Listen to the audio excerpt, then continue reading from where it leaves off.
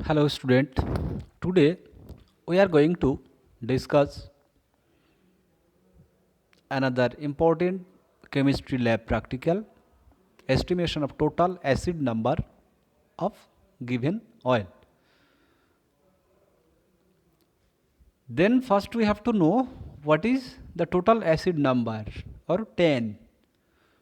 The total acid number is a measurement of acidity that is determined by amount of potassium hydroxide in milligrams that is needed to neutralize the acid in fixed grams of oil.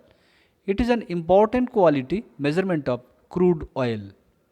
10 values may also be useful in other industries where oil are used as lubricants to determine oxidation and the subsequent corrosion risks to machinery. অর্থাৎ total acid number বলতে আমরা কোনো লুব্রিক্যান্টের মধ্যে কোনো lubricant oil যেগুলো আমরা use করি তার মধ্যে কতগুলো অ্যাসিড সংখ্যা আছে বা অ্যাসিড নাম্বার আছে যেটাকে আমরা পটাশিয়াম হাইড্রক্সাইডের সাহায্যে নিউট্রালাইজেশন রিয়াকশান করে আমরা কিন্তু ক্যালকুলেট করতে পারি যে কতগুলো অ্যাসিড নাম্বার কতগুলো অ্যাসিড মলিকিউল ওই লুব্রিক্যান্ট অয়েলের মধ্যে প্রেজেন্ট রয়েছে। এবং এটা কেন দরকার হয় না, যখন আমরা এই লুব্রিক্যান্ট অয়েল কোনো মেশিনারি ইন্ডাস্ট্রিয়াল এর ক্ষেত্রে যখন ব্যবহার করি তখন এই অ্যাসিড নাম্বার যদি অনেক বেশি থাকে তাহলে সেক্ষেত্রে কিন্তু মেশিনের গায়ে একটু প্রবলেম হতে পারে। মেশিনের ফ্রিকশান বাড়িয়ে দেয় এবং স্মুথলি এই মেশিনগুলো চলতে কিন্তু অসুবিধা হয়ে যায়, সেক্ষেত্রে করোশনও শুরু হয়। তাই আমাদের কিন্তু এই টোটাল অ্যাসিড নাম্বার কাউন্ট করতে হয় এবং দেখে নিতে হয় what is the actual quality of the lubricant. Principle. What is the principle? The fat contains small quantity of free fatty acids during storage. The free fatty acids content increases. These are determined by titration of fats with standard potassium hydroxide solution. অর্থাৎ এর principal কি, আমাদের কোন নীতি থেকে আমরা কিন্তু এটা করতে পারি না, ফ্যাট কন্টেন্টস যে কোনো ফ্যাট অয়েল এটাকে ফ্যাট হিসাবে আমরা ধরে নিতে পারি। তো এর মধ্যে কিছু ফ্রি ফ্যাটি অ্যাসিড থেকে যায়, এটাকে যখন আমরা স্টোর করে রাখি তখন এর মধ্যে কিছু ফ্রি ফ্যাটি অ্যাসিড থেকে যায় যেগুলো হচ্ছে এই করোশন বা এই যে প্রবলেম করতে পারে আমাদের এই লুব্রিক্যান্ট অয়েল যখন আমরা কোনো মেশিনে ইউজ করব বা কোনো ইঞ্জিনে ইউজ করব। This are determined by titration of fats with standard potassium hydroxide solution. তাহলে এগুলোকে আমরা ক্যালকুলেট করতে গেলে কীভাবে আমরা একটা ডিটারমিন করতে পারবো যে কতগুলো অ্যাসিড নাম্বার এর মধ্যে আছে, না সেটাকে টাইট্রেশন করতে হবে কি দিয়ে, না স্ট্যান্ডার্ড পটাশিয়াম হাইড্রোক্সাইড, একটা প্রমাণ পটাশিয়াম হাইড্রোক্সাইডের দ্রবণ আমরা নেব, সেটা দিয়ে কিন্তু আমরা কী করতে পারবো না এর টোটাল অ্যাসিড নাম্বার কত সেটা কাউন্ট করতে পারবো। তো which materials and instruments will be needed for this experiment, কী যন্ত্রপাতি এবং আমাদের কোন কোন কেমিক্যালস আমাদের দরকার হবে বা কোন কোন অ্যাপারেটাসগুলো আমাদের দরকার হবে সেগুলো একবার একটু আমরা দেখে নিই। নাম্বার 1 হচ্ছে প্রোপানল অর্থাৎ প্রোপেন অন অল, একটা অ্যালকোহল। আচ্ছা, আমাদের আর লাগবে phenolphthalein indicator. This phenolphthalein will be use as indicator. This is a basic indicator which pH range is 8 to 10. আর লাগবে oil sample which sample will be determined for how many acid numbers is present in oil. তো আমরা এই oil sample নিচ্ছি। আর লাগবে burette, লাগবে titration করার জন্য অবশ্যই বুরেটের দরকার হয়। Standard potassium hydroxide solution, it is use as titrant, standard potassium hydroxide solution.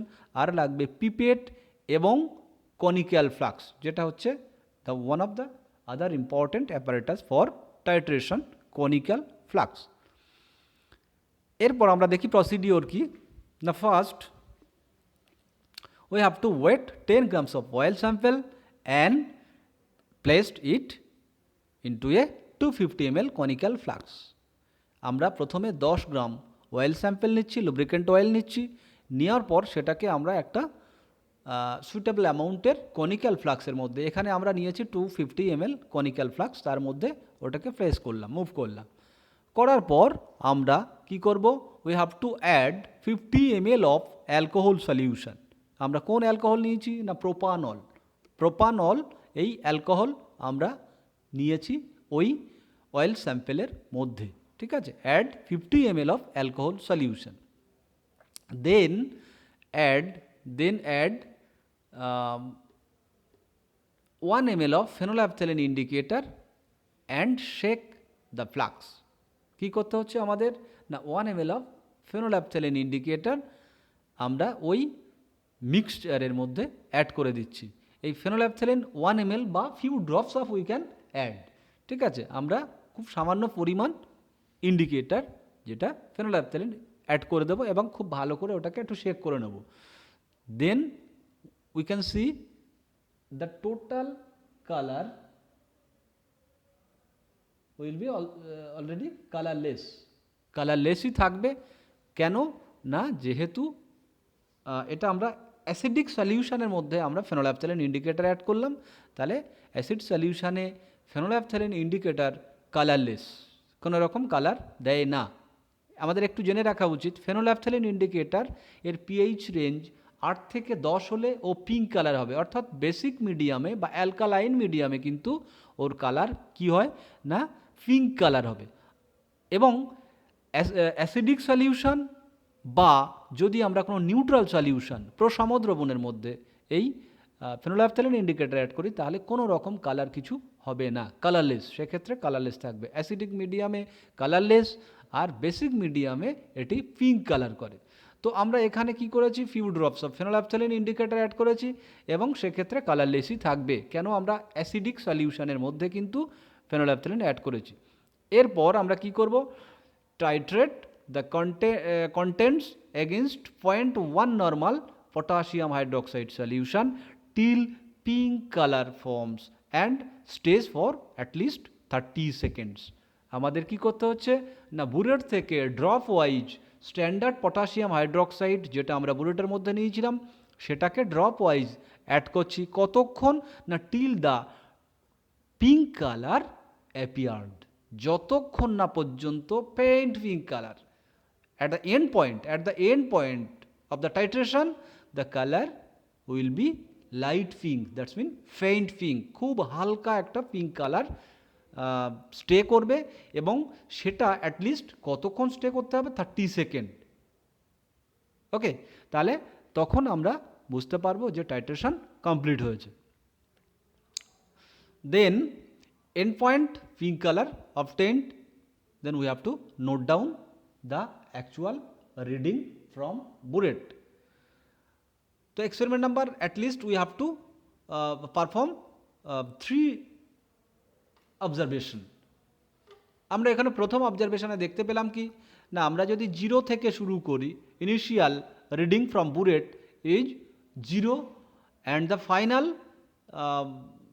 reading from burette we can see 1.2, then what is the volume of potassium hydroxide which is consumed for titration, that is final reading minus initial reading equals to 1.2 ml। অর্থাৎ final volume যেখানে গিয়ে আমাদের titration complete হয়েছে সেখান থেকে আমরা initial যেখান থেকে শুরু করেছিলাম সেটা যদি মাইনাস করি, তাহলে কত ml বা কত ভলিউম পটাশিয়াম হাইড্রোক্সাইড আমাদের দরকার হয়েছে ওই টাইট্রেশনটা কমপ্লিট করার জন্য, সেটা কিন্তু আমরা পেয়ে যাব। তাহলে সেক্ষেত্রে আমরা দেখলাম 1.2। সেকেন্ড অবজারভেশন করার সময় আমরা দেখলাম কত না, একইভাবে 1.1 ml পটাশিয়াম হাইড্রোক্সাইড কনজিউমড হয়েছে টাইট্রেশন কমপ্লিট হওয়ার জন্য। একইভাবে third observation, the third time experiment করার সময় আমরা কত দেখেছি না 1 ml। একইভাবে ওই final reading minus initial reading করে যেটা আমরা পাবো সেটা হচ্ছে 1 ml। আমাদের কি করতে হবে, তারপর একটা অ্যাভারেজ করে নিতে হবে। এই তিনটে রিডিংয়ের একটা অ্যাভারেজ করে আমরা পাচ্ছি কত 1। তাহলে 1 ml standard potassium hydroxide is use for complete titration. Then the calculation, here calculation total acid number equals to যে ফর্মুলা আছে সেটা m × v × n/w, where m equals to molecular weight of KOH. V is equals to volume of, V is stand for volume of potassium hydroxide required from burette. N strength of potassium hydroxide. Actually, as we had already take the standard solution KOH, so the what is the standard value of the potassium hydroxide? This is 0.1, that means 1 by 10 normal. So n equals to 0.1 normal, and W equals to কি না weight of sample oil. Sample oil আমরা কত নিয়েছি 1 ml. So here we can see the actual value, total acid number 5.61. If we can complete the calculation, then we will get 5.61 is total acid number. এখান থেকে আমরা বলতে পারি কি our oil sample shows acid value 5.61, which suggests it is old and much of triglycerides are converted to free fatty acid. So it is not good to use or consume for any type of engine or machine. অর্থাৎ এখানে আমরা বলতে পারি যে এখানে tan value কত হয়েছে বা টোটাল অ্যাসিড নাম্বার যে ভ্যালু পেয়েছি 5.61.